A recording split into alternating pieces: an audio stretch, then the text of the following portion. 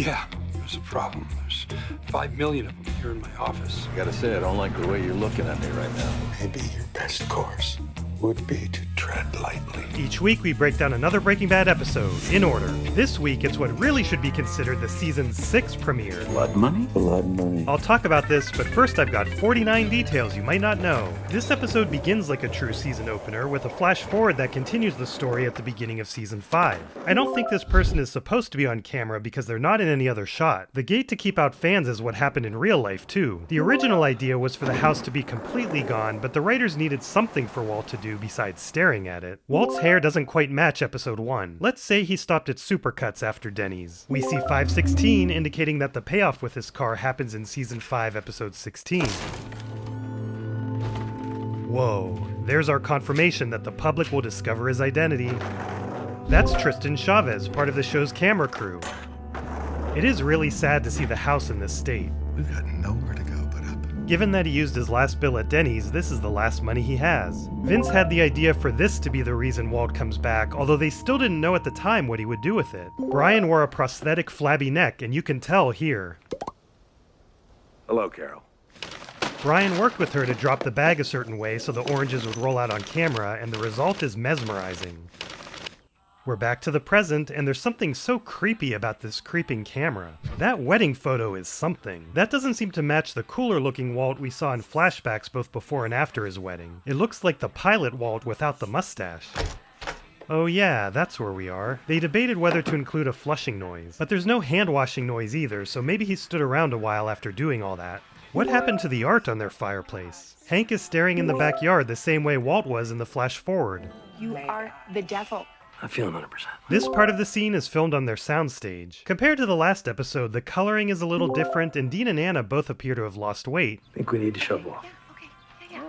Skylar got a new car. Goodbye Jeep Grand Wagoneer, hello Ford Edge. It might not be as flashy as her husband's and son's cars, but like theirs, it is also from the future. It's a 2012 model, and we're in 2010. Hey, That was aggressive. you okay to drive? This was shot right before Christmas, and it was freezing outside, but they still had to pretend it was backyard barbecue weather. Anna's body language here reveals how cold it really is. Hello, Carol. This second appearance wasn't in the script, but Bryan had the idea to add it. Both shots were done at the same time, so the ruined White House is still there out of frame.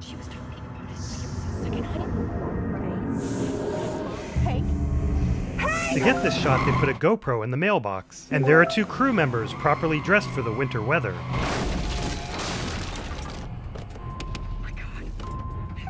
All they did was rule out a heart attack. What if it happens again? It's not gonna happen again. And do not tell Skylar. What? Why? Just don't. 6353 want.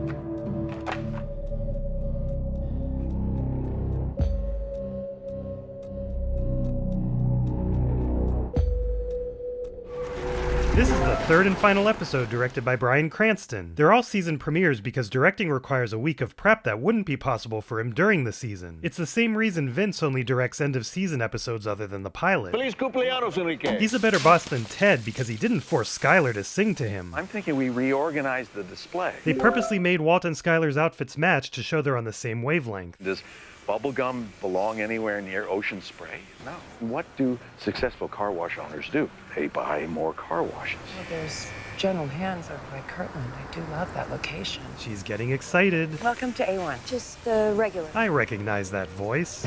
Just the regular. It's fine. 68%. And falling. Good morning. May I have your ticket, please? This is a lot like, May I help you with your order? I left a viable operation. The rest was up to you. Fix this. We'll make it worth your while. That'll be $14.95, please. Hand this to your car wash professional and have an A1 day. What's up? Just wondering who washes a rental car. Well, who was that? She's a former business associate who wants me to go back, and I won't. wow, he told the truth. This is a new Walt. Enrique, this one's finished. Terminado, gracias. Get out of here. Now. That's right, Anna Bjorkman noticed Jesse had an exit moment last episode. Excuse me? Never come back here. Go. What's going on? dropping these off, man. Bring it around to the garage, guys. This Montage song is by Jim White, who went to NYU with Vince. Vince had been wanting to get one of his songs in the show, and it finally happened. A song of his was originally in the director's cut of the pilot, and another was at the end of Vince's Home Fries movie. This would be a great project for one of the fans to take this scene and go frame by frame and figure out what each thing is. Oh, and I did. It took forever, but I've got tons of details for you.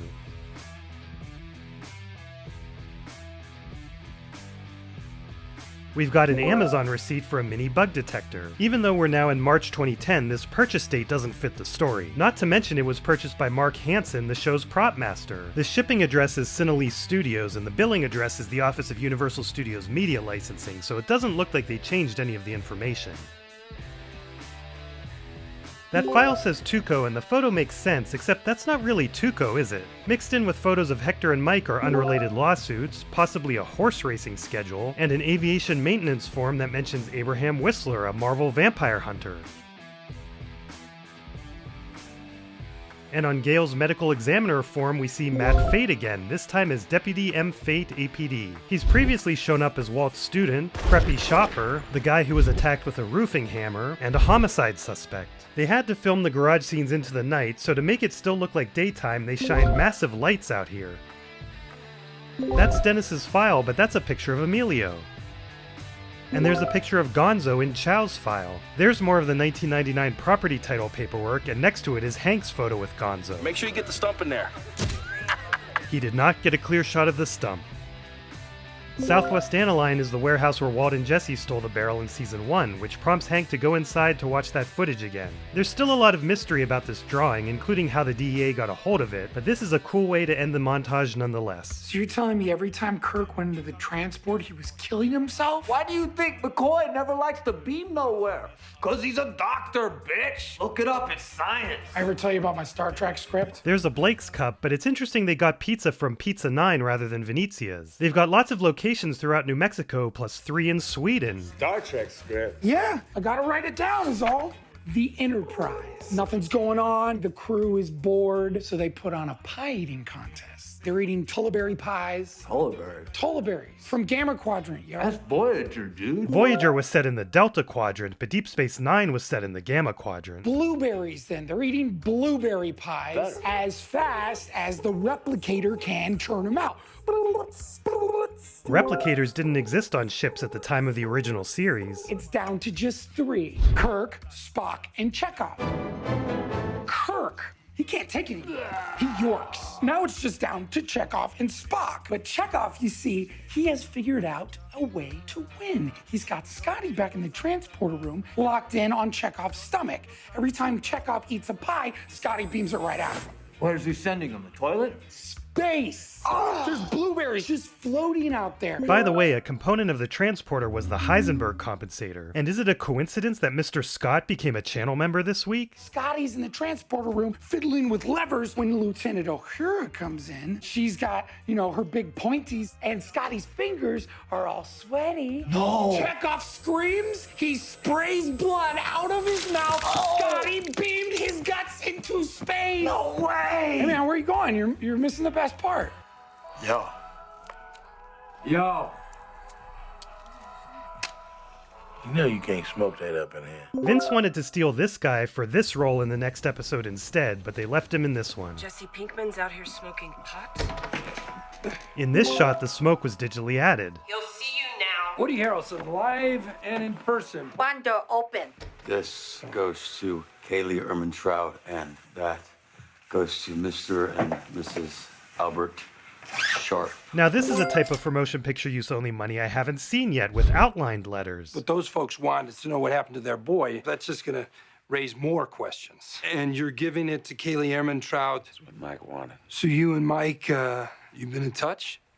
So we're just talking about charity? I'm sorry to say, kid, but you're still gonna be 2 miracles short of sainthood. We already talked about the hot air balloon photo, but the bottom one is Rob Wilson King, the original production designer who designed Saul's office, and John Toll, director of photography for the pilot, with Bob's head photoshopped onto him. The feds have already taken Kaylee's money twice. What are you going for a hat trick? You gonna do this or not? Yes, absolutely. Get it done.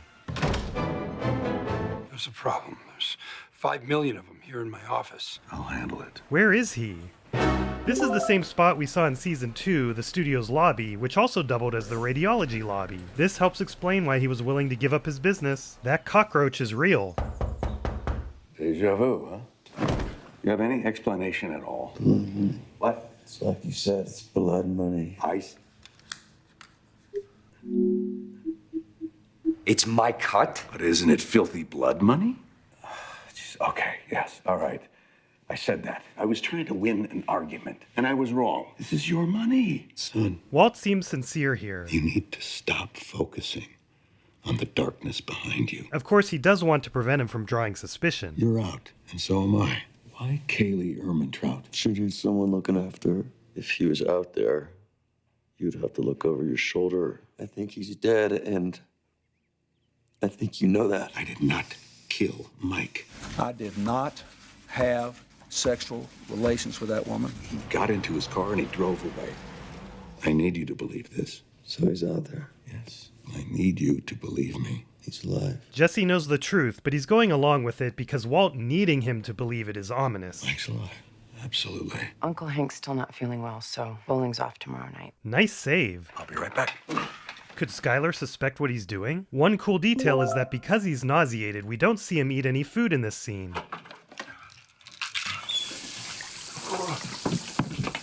This medicine is often prescribed to chemotherapy patients. We find out next episode why he's keeping it a secret from Skylar. There's a reason his name looks weird and smudged. The label was accidentally printed as Walter, White, and they digitally swapped the order. There's exactly one frame early in the scene where you can see that. Here's why Hank's watch is so much better for the show than Walt. Here it's about 3 past the hour, but in the next shot it's about 50 past the hour.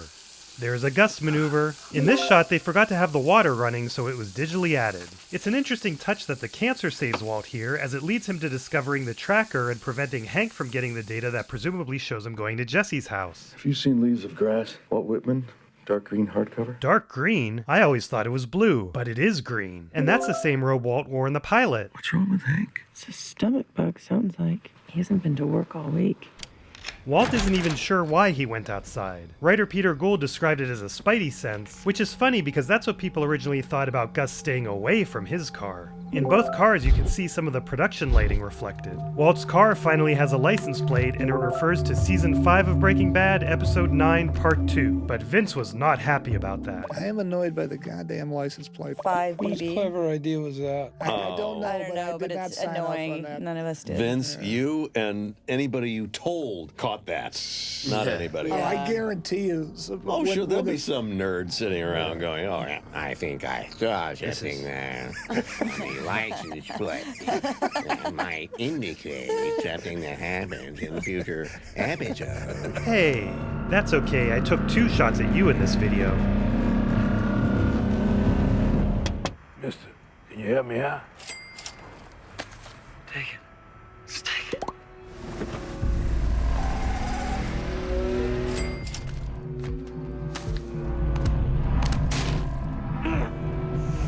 Here's a callback to Season 2. They tried to get the original kid, Ryan Lee, back, but he became a movie star and they couldn't make the schedules work.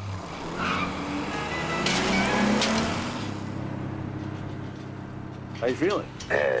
Careful, Hank. That's another Hank Capella noise. I better get back to it. If there's anything I can do, feel better. It looks like we can see some remnants of his punched-in-the-face makeup before it actually happens. You know, you're gonna laugh, but I have to ask you about this. You wouldn't know anything about this, would you, Hank? You okay? Gotta say, I don't like the way you're looking at me right now. You can see some of Brian's protection there. They also put a layer of foam on the floor. All along, it was you. You drove into traffic to keep me from that laundry. Calm down. That really is a go-to expression for Walt. Calm down. Calm down. Calm down. Calm down. There's going to be one more in Rabid Dog, so stay tuned for that. That call I got, tell me he was in the hospital. That wasn't Pinkman. You killed 10 witnesses to save your sorry ass. You bombed a nursing home. Heisenberg. I will put you under the jail. Hank, my cancer is back. Good. Rotten, you son of a bitch. In 6 months, you won't have someone to prosecute. You and I both know I would never see the inside of a jail cell. I'm a dying man who runs a car wash. My right hand to God. That is all that I am. What's the point? Skylar, bring the kids here. That is not going to happen. I don't know who you are. Hank's image of himself is shattered too for this to be the case. I don't even know who I'm talking to. And he's not just angry, he's hurt. This scene reminds Vince of The Godfather. I know it was you, Fredo. You broke my heart. If you don't know who I am, then maybe your best course would be to tread lightly. That's Bryan's favorite line in the series. I'm sorry for this one because you're not going to be able to unsee it. Hank's stubble is meant to grow throughout the episode, but they shot it out of order, so here they glued on a bunch of little hairs. Kevin was a 16-year-old superfan with cancer that lots of the cast and crew got to meet. Vince even gave him Tortuga's head. Kevin told him he wanted to know more about Gretchen and Elliot, which led to their pivotal reappearance. Vince asked him if he wanted to know how the show would end if he promised not to tell anyone. He said, "No, I'm going to watch it." Unfortunately, Kevin passed away before this final season aired. I'm not sure how to transition from that, but on a lighter note, let's finally talk about the Season 6 thing. The 16 episodes of Season 5 were originally planned to be a true single season with a new episode every week, but it was taking longer than usual to write the episodes due to all the loose ends they were trying to tie up. Rather than delaying the entire season, Vince reached an agreement with AMC to release just the first 8 episodes, then do the second 8 a whole year later. This brought other benefits like being eligible for another year of Emmys and more money from things like DVD sales, which separated each half season. So between the year-long gap, the DVDs, the 1 F-word per season rule only making approximate sense if you treat the 2 halves of Season 5 as 2 seasons, and cast and crew talking about them like separate seasons, I think it's fair to consider the final 8 episodes as Season 6. And Prime Video and YouTube both list the final 8 as Season 6. It's so weird to see Felina listed as Season 6, Episode 8. So why didn't they call it Season 6 officially? Rumor has it that it would have required AMC to re-enter contract negotiations, which would have resulted in raises for the cast and crew. But in fairness to them, they were promised a 16-episode season with the contract they had already signed. And this season-splitting technique isn't unique to Breaking Bad. We've also seen it with The Walking Dead, The Sopranos, Mad Men, and other shows.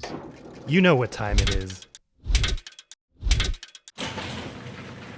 Liamani, Corolla, Sticanis, Jittering, Critterling, DVD Video 10, Crits Only, Rolito, Nico, Saevager, Soul Travelers, Zorans, and Romanios are 6-month members. That's a new record. Congratulations to all 9 of you for earning your 6-month membership badge from YouTube, and thanks again. Here are all the members with either 6-month or 1-year badges. Say hi to the new members. Please don't read this. Oops. Lopez Tomorrow, Jonathan Wells, Lieko, Roy Crouch, Peltimis, Ender 12, Zoe Ray, Paruman, Ox7 Recruitment, Salim Murfalioglu, Mr. Student, Pesty Wanderer, Alan Mueller, Omega the Red, Dave Fetch, Unlanded, Mr. Scott, Toya, Pond Mushroom, Infamous Jimbo, A, Lewis Oler, I Fucking Love Corey in the House, Tony Jorgensen, Dripped, Ted Kai, Finns, Herpelder, I'm Just Amon. Let's take a moment to appreciate Heisencat, Jacob Mars, Boy, Coral Etkin, Missal Vital, Spencer Roberts, Breezy, Happy Guy Plays, Michal Kopka, Valerie Kabik, Alicia Bradford, Lycor, Baraka Obama, Autoverse, Blaze Perkins, Snow the Fluff Boy, and Carcino. Time to fix my pronunciation of Caspa, Katone, and Iola.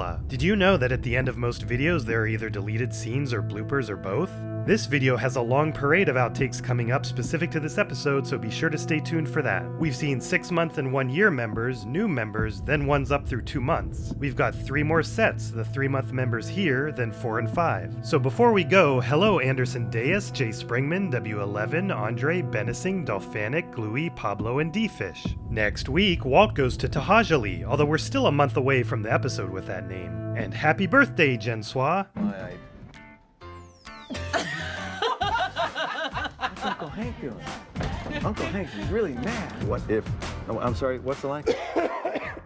This shit is awful. Hold on a second.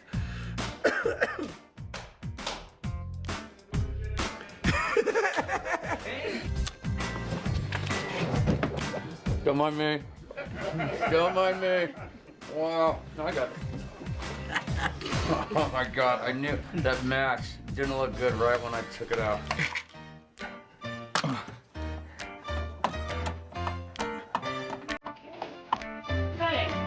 No. No.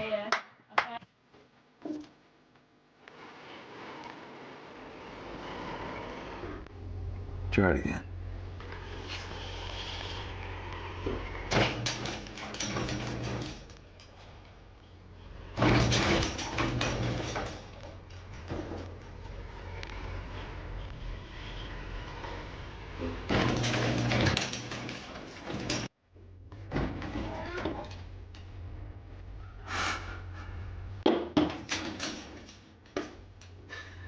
one more time. Third time's a charm.